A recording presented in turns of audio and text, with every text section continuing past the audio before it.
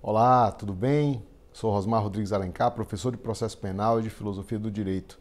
Hoje vamos tratar do pedido de arquivamento do inquérito policial promovido pelo chefe do Ministério Público Federal, isto é, pelo Procurador-Geral da República. Este pedido de arquivamento só tem pedido no nome. Na verdade, se cuida de promoção de arquivamento, ou seja, a manifestação do Procurador-Geral da República é o próprio arquivamento que vai ao Judiciário para fins de deferimento da sua homologação e controle. Cuida-se de atividade anômala do Poder Judiciário de controle desse pedido impróprio de arquivamento, que significa a própria promoção. Cuida-se de arquivamento originário. Vejam que para que isto tenha valor jurídico, ou seja, para que os efeitos jurídicos sejam considerados pertencentes ao sistema e por isto válido, nós precisamos nos adequar a algumas articulações. A primeira é de natureza espacial. O inquérito policial não é o lugar próprio para contraditório amplo, para ampla defesa, para debate e ventilação de várias teses jurídicas. Em razão disso, temos que considerar que o inquérito policial não é capaz de produzir coisa julgada. Ou seja, o arquivamento do inquérito policial perante o Supremo Tribunal Federal, assim como todas as instâncias, é rebus sic stantibus. Isso significa dizer que se surgir prova nova, ele pode ser desarquivado.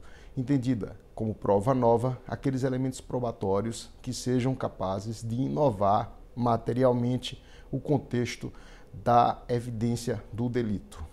Por outro lado, o arquivamento do inquérito policial pode ser formulado por pedido impróprio por parte do Ministério Público Federal. O que é um pedido impróprio?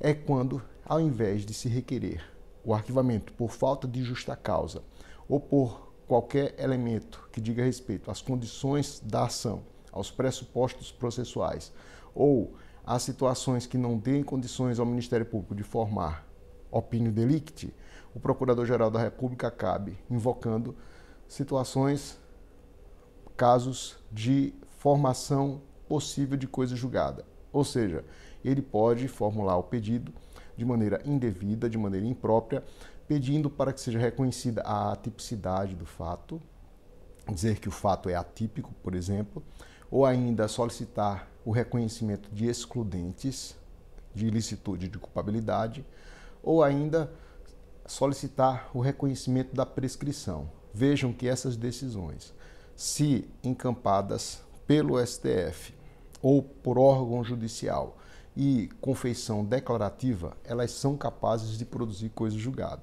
Nesse sentido, o processo seria pedido direcionado a um órgão jurisdicional.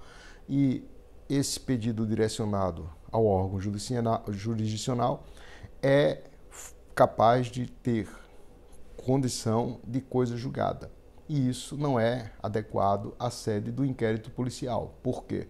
Porque o inquérito não é o ambiente próprio para contraditório em ampla defesa. Então, toda vez que o membro do Ministério Público, no caso, o Procurador-Geral da República, formule pedido de arquivamento, se baseando em situações que, se declaradas, sejam capazes de formar coisa julgada material, o STF pode indeferir este pedido. E não há nada errado nisso. Por quê? Porque aí nós não temos propriamente algo com aderência à lei, que seria o arquivamento por insuficiência de provas para promover a denúncia, ou seria o arquivamento se baseando em falta de justa causa para oferecer denúncia. No caso, o membro do Ministério Público formularia um pedido de arquivamento de maneira imprópria, pedido para reconhecer algo que demandaria debate, demandaria contraditório, demandaria a necessidade de certificação do direito. E isso só é possível em sede de um processo judicial com partes, perante juiz e com a possibilidade de ventilar duas versões a respeito do fato. Então temos aí a explicação desse conteúdo não só sobre o aspecto espacial, inquérito policial, mas também sobre o ponto de vista funcional. O que é que isso significa dizer? Que, nos termos de James Goldschmidt, autor de língua alemã, ele considera processo aquele âmbito que é capaz de funcionalmente produzir coisa julgada. E por que produz coisa julgada? porque há debate, porque há condições de possibilitar a formação de cognição judicial. Ora, o inquérito nunca serviu a isso funcionalmente. O inquérito é um procedimento administrativo e tem o objetivo de coligir elementos para a formulação de denúncia à luz do artigo 395 do Código de Processo Penal, que diz respeito à rejeição da denúncia por inépcia, por falta de condição para o exercício da ação penal, por falta de pressuposto processual ou por falta de justa causa para que há embase. E se há contrário senso, eu verifico no inquérito que esses elementos não são aptos a me autorizar a oferecer denúncia, o que é que eu, como membro do Ministério Público, devo fazer? Devo pedir arquivamento, por falta de justa causa, por falta de condições para formular uma denúncia bem embasada e para que a pessoa não fique submetida eternamente à investigação.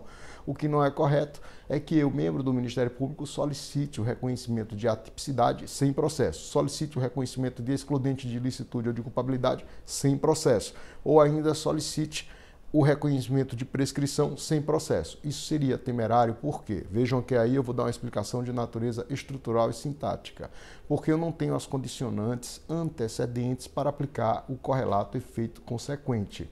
Ou seja, se eu, no inquérito policial, eu não tenho ali amplo debate com partes, com advogado, com tudo que é necessário para me autorizar a formar a cognição, eu vou aplicar uma consequência jurídica drástica própria de processo com pedido de juiz, sem as condições necessárias para que isso seja certificado com o juízo de certeza.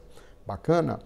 Então, em suma, essa função anômala do Poder Judiciário de arquivamento perante o Supremo Tribunal Federal, que é um arquivamento originário, deve se basear em falta de justa causa, deve se basear em ausência de elementos probatórios, sem prejuízo para, se advier nova prova, se formule a denúncia adequadamente.